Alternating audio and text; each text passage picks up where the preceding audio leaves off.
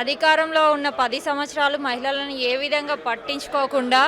మహిళల గురించి మహిళలకు సంబంధించిన ఎలాంటి సెక్యూరిటీ కానీ చిన్నపిల్లలకు కానీ ముసలిలకు కానీ ఎలాంటి ప్రాబ్లమ్స్ ఫేస్ చేసినా అత్యాచారాలకు గురైనప్పుడు కూడా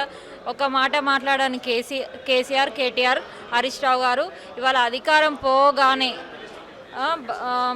కాంగ్రెస్ గవర్నమెంట్ మహిళలకి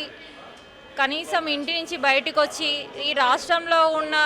చిన్నాచితిగా గుళ్ళనన్న చూసే ఒక అవకాశాన్ని కల్పిస్తే ఆ అవకాశాన్ని కూడా తీసేయడానికి నీకు ఎవడిచ్చిండయ్యా, ఎందుకు మాట్లాడుతున్నావు, నువ్వు ఇచ్చినోడివి కాదు, మేము మహిళలం, మాకు ఒక అవకాశం వచ్చింది, మేము తిరుగుతున్నాం, మాకు ఫ్రీ బస్ కాంగ్రెస్ గవర్నమెంట్ కల్పించినందుకు మేము యూటిలైజ్ చేసుకుంటున్నాం, అనవసరంగా మేము ఎందుకు బయటకు వస్తాం, మాకేం పని లేదా పాట లేదా, మీ లేక అధికారం కోసం ఏమైనా బయటకు వస్తున్నామా, కాదు కదా, మా పనుండి మేము కొంచెం కొద్దిగా గొప్ప ఉద్యోగ అవకాశాల కోసం అని బయట దిగేటోళ్ళకి ఈ ఫ్రీ బస్ అనేది చాలా బెనిఫిట్గా ఉన్నది, మాకు ధైర్యాన్ని కూడా ఉన్నది. ఇవాళ మాకు వచ్చే శాలరీలో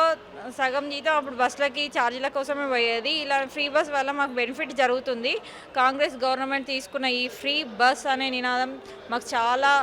యూస్ఫుల్గా ఉన్నది, మాకు చాలా సంతోషంగా ఉంది. ఈ ఫ్రీ బస్ని కొనసాగించాలని చెప్పేసి ఒక మహిళగా ఒక గృహిణిగా నేనైతే కాంగ్రెస్కి సపోర్ట్ చేస్తున్నాను. Subscribe us and press the bell icon for more interesting updates.